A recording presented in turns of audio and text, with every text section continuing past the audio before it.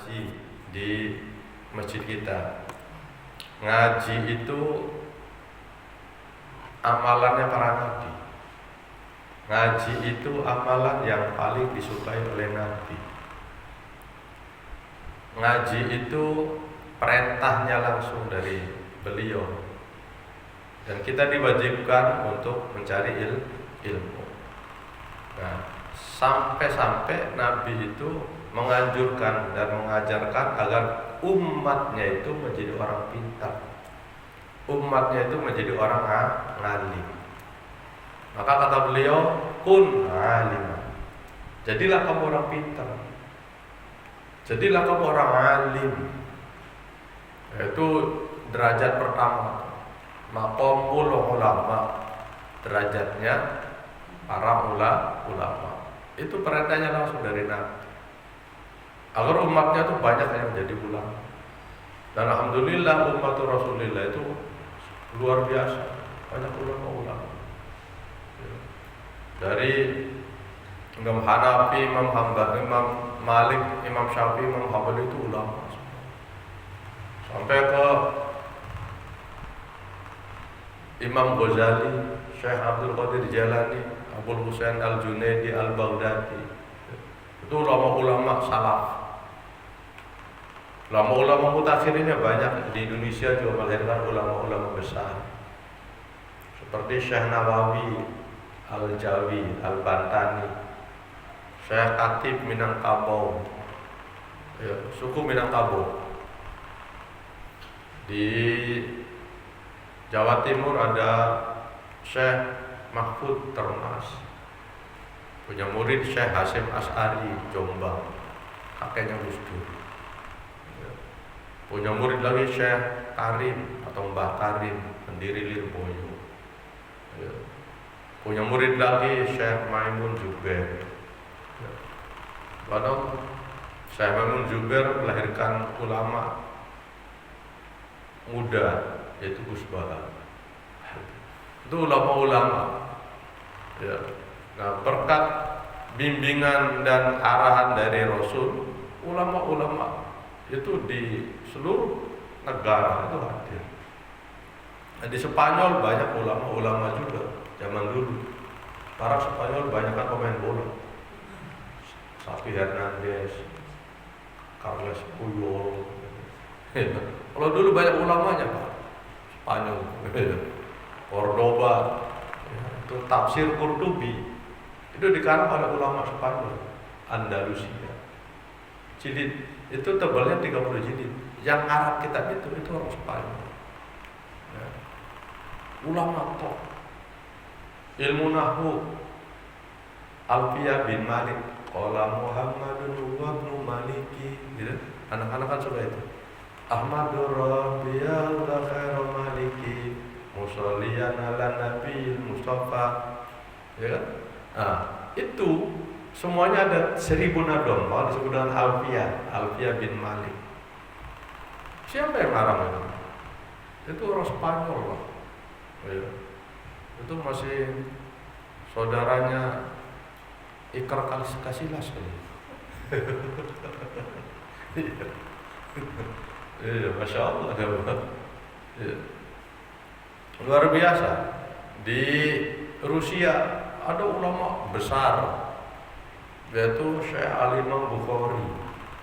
Ya. Imam Bukhari pengarang hadis itu. Emang orang mana? Ya, orang Jogja. Bukan orang Jogja. Itu orang Rusia. Ya. Insya Allah. Nah, lagi di Baghdad, di sana ada Imam Syafi'i, ada Syekh Qadir Jalani. Ya. Itu. Justru di Mekah sendiri itu tidak melahirkan ulama-ulama besar, jemaah. Jangan lupa ya sejarah ya. Itu. Ya. Ulama-ulama besar itu tidak di Mekah, ya. Dan juga tidak di Madinah, ya. Tapi di negara-negara sebelahnya. Ada yang di Irak, ada yang di Baghdad, ada yang di Basra, ada yang di Kufah. Ya. Malah perkembangan ilmu nahwu itu paling pesat di Basra dan Kufah.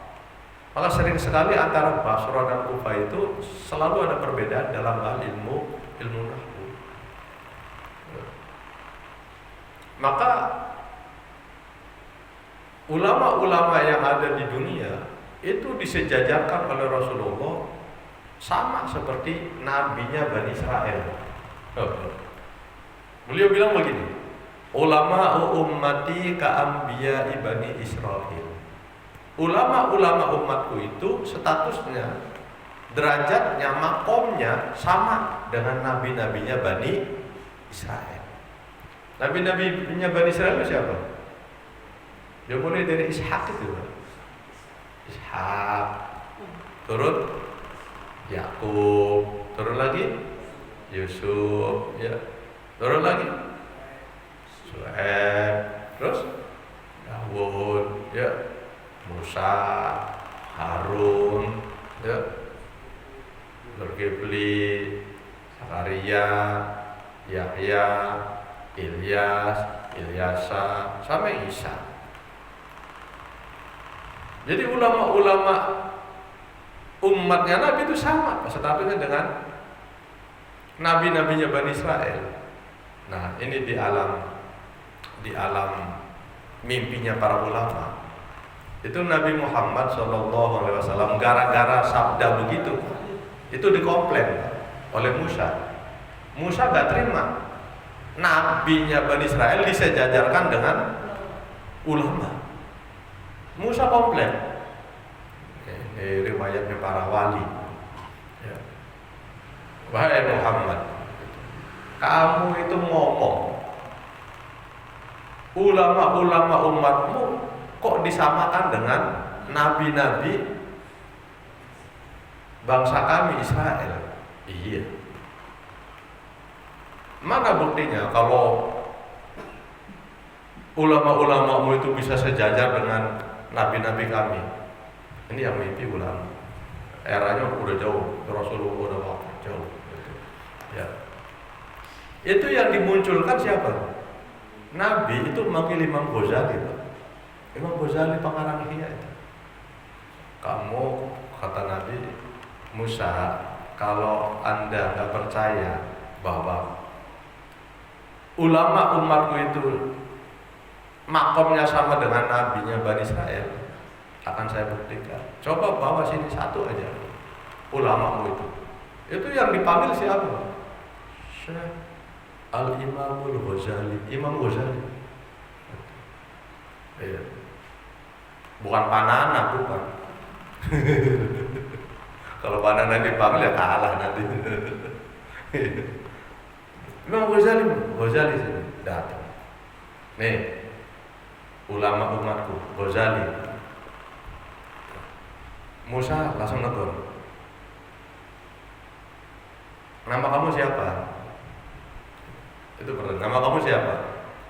Nama saya Muhammad bin Mahmud Al-Ghazali At-Tushi. Banyak kan ngomong lu. Dimana nama doang. Apa susahnya sih bilang Ghazali gitu. Pokoknya sebutin engkongnya, kapeknya, bangsanya, gitu, kelompoknya, gitu, dari kampung mana, nggak usah lah, nggak usah kebanyakan mulut, kata Musa. Dibalas oleh Ghazali, kalau saya masih sopan, status saya sesama manusia. Yang lebih banyak mulut lagi itu Anda, kata Ghazali. Loh, emang saya ngomong apa? Ngomong ketika kamu ditanya oleh Allah, wa matil kabiyaminika ya Musa, apa yang ada di tangan kananmu Musa? Apa jawabanmu ketika ditanya oleh Allah yang digenggam oleh tangan kananmu itu? Kamu menjawab, iya masoya atawakka'u biha wa husyu biha ala ghanami wa liya fiha ma'arib ukhra. Ini adalah tongkat yang saya pakai kemana-mana. dan juga bisa saya gunakan untuk menggiring kambing. Lalu ketika saya berjalan itu buat tekenan, buat tekan gitu. Dan banyak sekali ya Allah manfaat daripada tongkat ini. Kan lebih parah itu. Ngapain ngejelasin begitu sama Allah? Kata Ghazali, Allah Maha tahu, Allah Maha paham. Tanpa kamu harus jelasin gunanya tongkat, Allah tahu. Oh iya. Udah. Saya mengakui, kata Ghazali, saya mengakui kalau ulama umatmu itu, wahai Muhammad, sama dengan nabi-nabinya Bani Israel. Kelar, disetujui akhirnya. Sabdanya Rasul itu disepakati oleh Musa, subhanallah. Ya. Nah, untuk melahirkan para ulama itu mulai dari kita, mulai dari orang tua. Orang tuanya kudu senang ngaji dulu. Ya. Kalau orang tuanya senang ngaji, itu insya Allah nanti akan kita punya anak yang juga senang ngaji. Kalaupun kita nggak punya anak yang senang ngaji, setidaknya nanti Allah akan memberikan kepada kita cucu yang ahlul ilmi. Itu jatuhnya di sini. Kalau nggak anak, cucunya. Ini bisa dijadikan ilmu titen. Tahu ilmu titen nggak? Tahu titen? Titen. Nah iya itu bahasa Jawa. Ilmu titen. Ilmu titen tuh dititeni, kan kita dulu kalau ngaji ya. Ngaji kamu nggak bisa dititeni. Ini ilmu titen.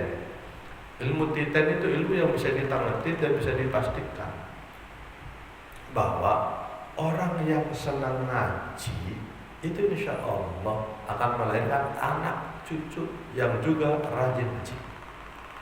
Itu ilmu titen Pak. Ya. Jadi mulainya dari kita dulu, senang dulu ngaji. Ya. Karena itu adalah min jumlatil ulama. Itu perintah Rasul. Kun aliman, jadilah para ulama. Jadilah ulama. Ya.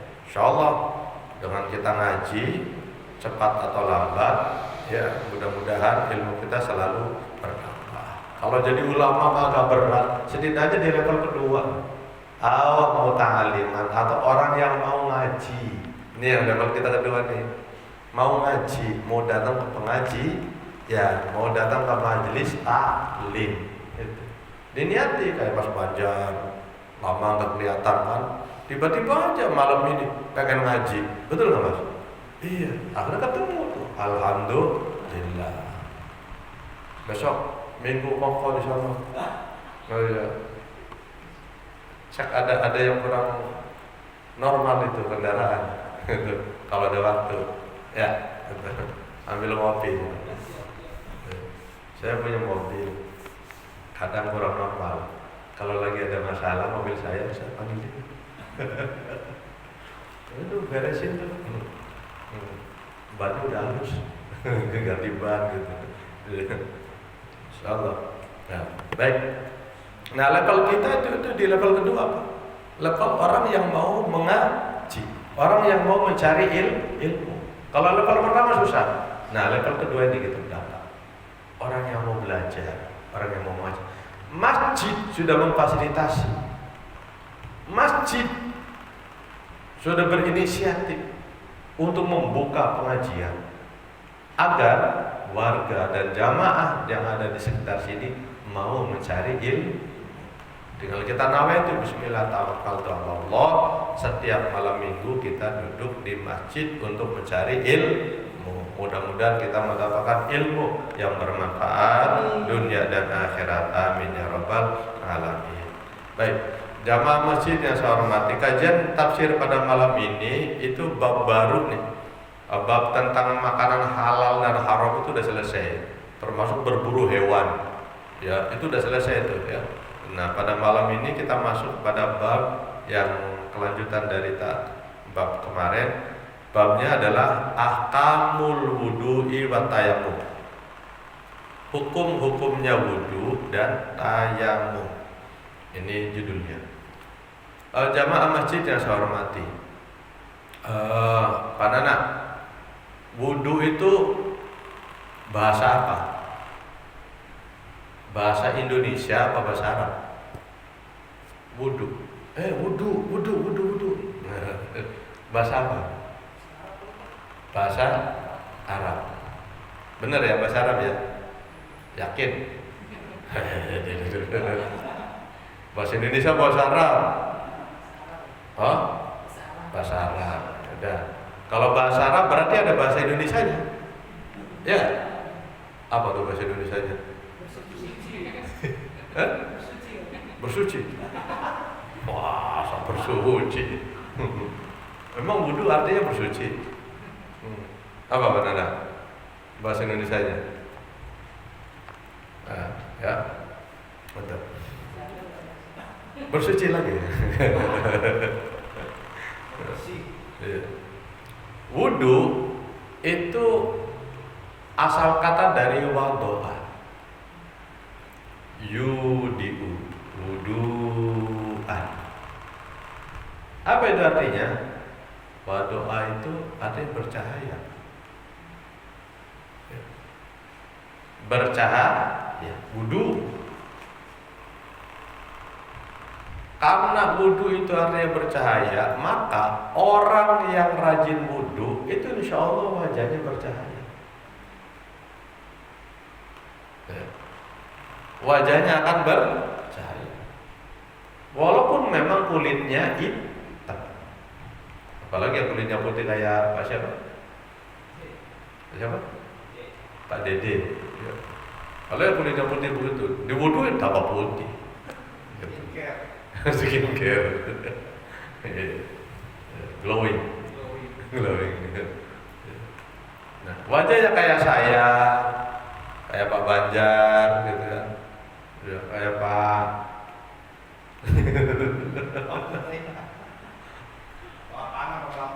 orang lapangan. Orang kerjanya di atas, lantai 2 sono, mandorin ya, mandor kawat.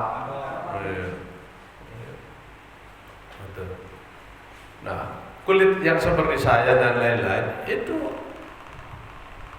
besok kalau sering kita siram dengan wudu, itu wajahnya juga akan bersinar, bercahaya. Dan itu yang membedakan antara orang yang ahli wudu dengan yang tidak pernah wudu. Kenapa? Karena wajah kita 5 waktu Pak dibasuh terus. Sementara orang yang gak sholat itu pasti gak pernah kena air wudu. Dan itu tekil and kumel.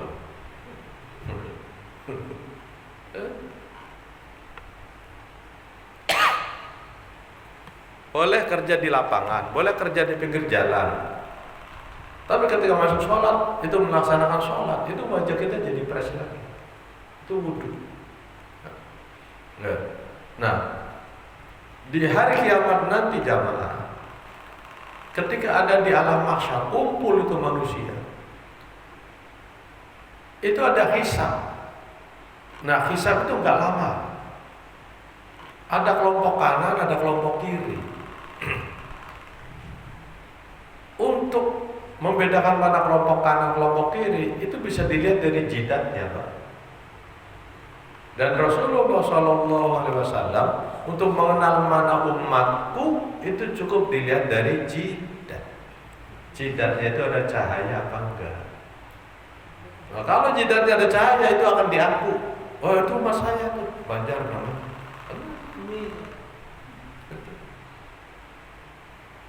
Oh, ini mas saya, Haryanto. Dari mana Nabi kalau Anda tahu Haryanto itu umat engkau? Kelihatan dari jidatnya ada bekas wudu.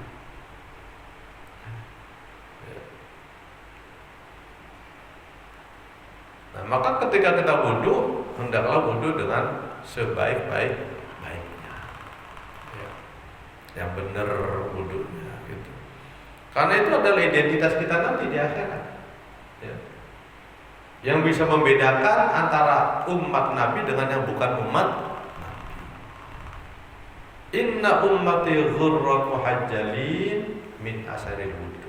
Sesungguhnya umatku itu wajahnya bersinar-sinar cerah terang dari bekas-bekasnya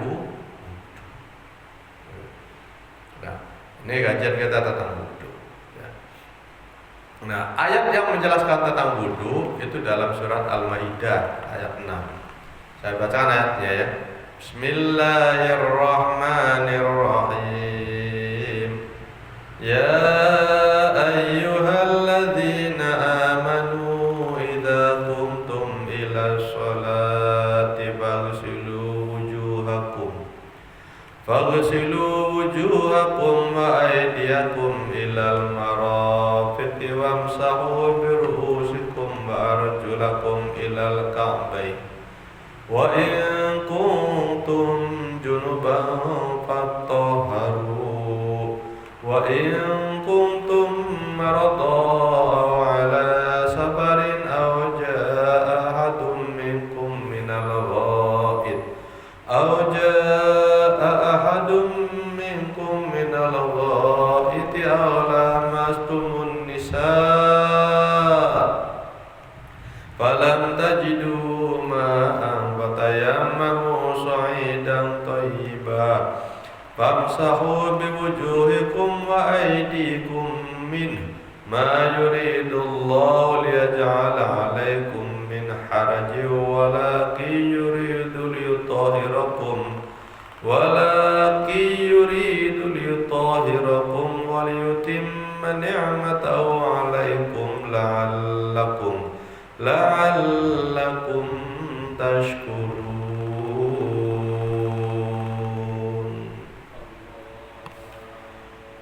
Ya ayyuhalladzina amanu, hai orang-orang yang beriman, idza qumtum, apabila kalian hendak melaksanakan, hendak mendirikan, arada sholat, hendak melaksanakan, ila sholati sholat. Kalau kalian hendak melaksanakan sholat, maka perintah Allah, faghsilu wujuhakum, basuhlah wajah kalian. Basuh wajah. Wajah itu mana Pak? Wajah itu min manabiti sya'ri ra'si ila muntahal dzaqni. Wajah itu dari tumbuhnya rambut nih, tumbuhnya rambut. Jangan di atas alis doang. Ini termasuk wajah. Berarti ini harus dibasuh. Ini. Tumbuhnya rambut terus sampai ke sini ila muntahal dzaqni, sampai di bawah dagu. Dagu di bawah dagu. Ini termasuk wajah. Maka kalau membasuh wajah yang benar, saya lepas ya. Ini. Membasuh wajah yang benar, ambil airnya, tangan Bapak digeser ke atas dulu, ke atas sampai ke ujung rambut sini, baru ditarik kemari. Jempol sampai ke bawah, basuh. Dan itu 3 kali. Jangan koprok. Kayak anak kecil wudu. Oh, wudu apa rauk? Itu bukan wudu Pak, rauk namanya. Tahu rauk? Iya. Cuci muka doang. Itu bukan wudu. Koprok. Ininya masih kering, ya kan? Ini masih kering. Ini juga masih kering. Terus di bagian sini juga masih kering. Itu wudu yang sampai ke situ. Saya khawatir kalau wudunya cuma di koprak begini, itu nanti di sananya, di akhiratnya, itu nggak ada cahayanya, remeng-remeng, pelip-pelip, kayak kunang-kunang, gitu, lumayan lah gitu. Ada terang-terangnya gitu. Cuma kan ada ketinggalan Pak. Oh, yang lain cahayanya kayak patroma, ya, kayak lampu 100 watt, ada kayak merkuri, dia, kunang-kunang, kunang-kunang kelihatan lampunya doang, dia nggak kelihatan badannya, wajahnya nggak kelihatan gitu. Ya, mau kayak begitu, ya, jangan, ya. Itu wajah. Faghsilu wujuhakum wa aydiyakum, dan kedua tangan kalian. Wajah udah ya. Baca udah, kemudian kedua tangan. Kedua tangan tuh kanan dulu. Kanan dulu. Sampai mana? Ilal marafiq, sampai kedua siku. Ini siku. Jadi kalau wudu harus digulung. Nah, gulungnya sampai ke atas ini. Kenapa harus sampai ke atas ini? Khawatir bagian siku itu tidak kebasuh. Kalau nggak sampai kebasuh, itu maka wudunya tidak sah. Yang paling rawan itu tadi wudunya anak-anak. Coba lihat basuh tangannya. Ya. Ini tapak-tapak tuh ini sampai ini udah. Enggak sampai siku mereka membasuh. Ya. Nah, basuh tangan yang benar itu kanan dulu, Pak. Kanan dulu. Baru kiri. Jangan kanan kiri. Kanan kiri. Kayak orang dayung. Jadi kanan dulu. Kanan dulu. Selesaikan. Sampai 3 kali. Sampai 3 kali, kalau udah selesai 3 kali dibasuh, baru tangan kiri. Itu namanya taqdimul yumna 'alal yusra, mendahulukan yang kanan dan mengakhirkan yang kiri. Jangan gantian, kanan kiri, kanan kiri, kiri kanan. Itu mau orang gerak jalan. Itu basuh tangan yang benar. Habis basuh tangan apa? Wamsahu biru'usikum, dan usaplah kepala kalian. Usap kepala. Usap kepala itu gimana? Untuk usap kepala ini, ulama madhab itu berbeda pendapat. Ini kebiasaan Pak Nana. Kalau ngusap sebagian kepala, mana yang dibasuh? Buka aja, nggak apa-apa. Aman, ubun-ubun ya. Ubun-ubun. Belakangnya enggak. Samping. Ya. Pak Dede, kalau basuh kepala, bagian mana yang dibasuh? Rambut. Ya. Yang depan atau belakang? Oh, bebas. Berarti bisa di belakang dong. Kalau bebas, ambil air, popong itu. Ya, bisa bebas gitu. Bebas. Nah, saya kasih tahu, mengusap kepala. Mengusap kepala itu Imam Malik dan Imam Hambali berpendapat bahwa itu membasuh kepala semuanya, Pak. Dari depan sampai ke belakang. Jadi kalau versi beliau begini cara membasuhnya. Basahin, ini taruh di sini, ya.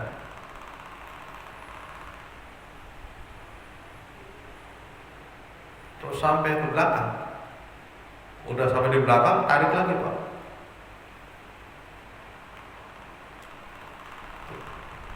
Karena semuanya harus basah, ya. Seluruh kepala ini, ya. Nah, kenapa beliau berpendapat seperti itu, Imam Malik dan Imam Hambali? Sebab itu ada ba, dia bilang. Standarnya karena ba itu biru usikum. Ada ba-nya.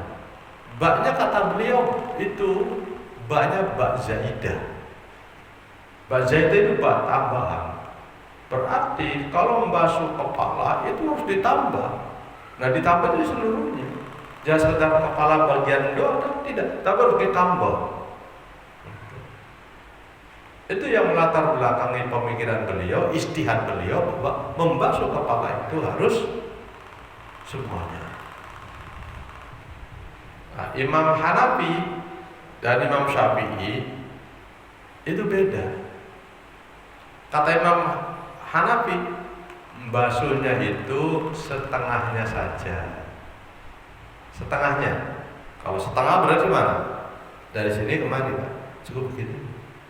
Ambil air. Itu Itu Imam Hanafi. Ya. Imam Syafi'i beda lagi. Kalau Imam Syafi'i cukup rambut yang nempel di kepala, walaupun hanya ada satu rambut yang basah, itu udah sah. Satu rambut. Habis satu rambut selar ini basahin udah dapat tuh jamurnya doang. Nah, ketemu juga kan.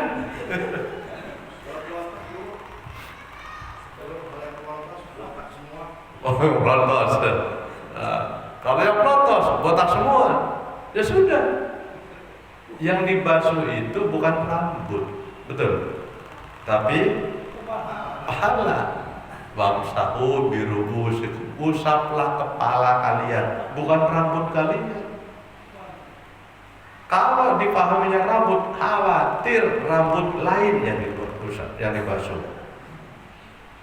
Ini juga rambut. Nanti bukan rambut kepala.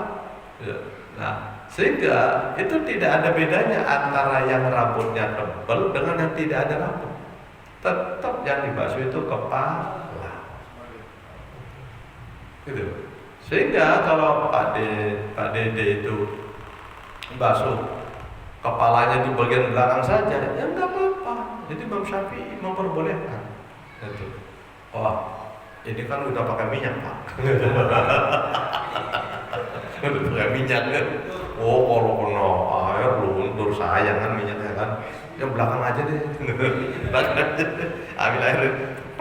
Gitu. Iya. Iya. Giliran jamaah yang belum ngaji bingung. Perasaan baru melihat. Ada orang wudhu yang dibasuh bagian belakang. Ngaji di mana? Coba aja bapak-bapak kalau di kantor atau di masjid ngambil air wudhu rame-rame itu, rame-rame sama jamaah lainnya yang dari mana-mana, itu beda-beda loh cara wudhunya. Betul nggak? Iya. Kadang ada yang aneh-aneh.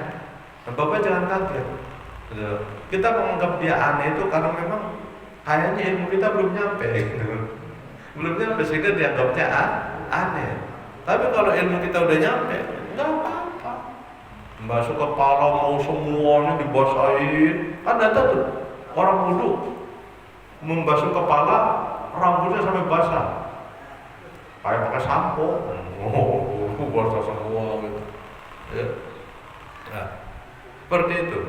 Apa alasan Imam Syafi'i dan Imam Hanafi membasuh kepala tuh hanya sebagian?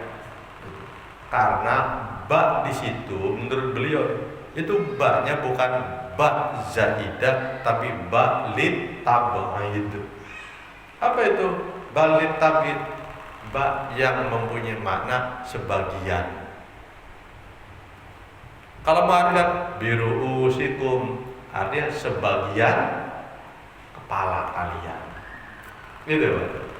Kalau ba-nya zaidah diartikan biruusikum semua kepala kalian. Itu cara mengartikannya. Imam Syafi'i enggak tab'id, karena tab'id biruusikum sebagian kepala. Kalau sebagian, ya cukup sebagian kecil aja. Sebagian kecil atau sebagian besar boleh. Gitu. Nah, yang sebagian besar sampai ke belakang itu dihukumi sunnah dalam mazhabnya Imam Syafi'i. Ya, seperti itu ya. Biruusikum wa arjulakum ilal kambain, dan kaki kalian sampai mata kaki. Mata kaki itu apa? Mata kaki itu balung yang tulang yang menonjol di kaki kita ya. Mata kaki ada dua, kendati kaki ada dua, ada kita tetap kesandung. Ya. Jalan kesandung,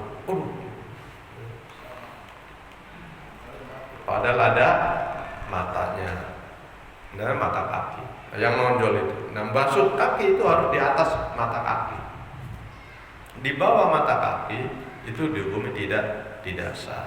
Ilal ka'bain, sampai kedua mata kaki. Seperti itu jamaah. Nah, yang terakhir itu tartib. Tartibnya itu dari mana? Tartibnya itu ada wawunya itu. Nih, idza qumtum ila sholati faghsilu wujuhakum. Habis itu wa aydiyakum ada wawunya. Lalu wamsahu biruusikum ada wawunya lagi. Habis itu wa arjulakum ada wawunya lagi.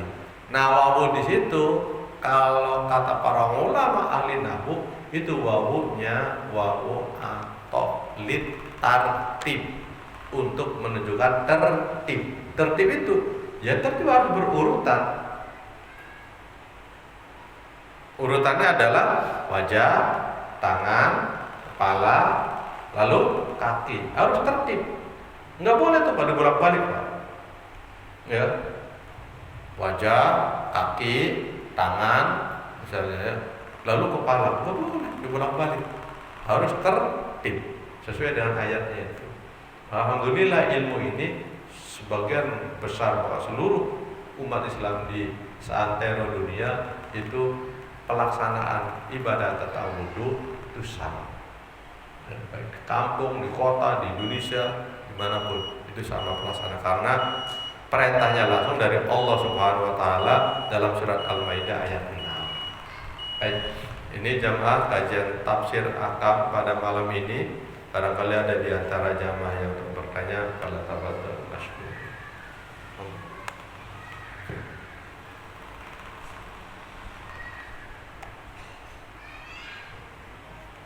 Ada yang mau ditanya?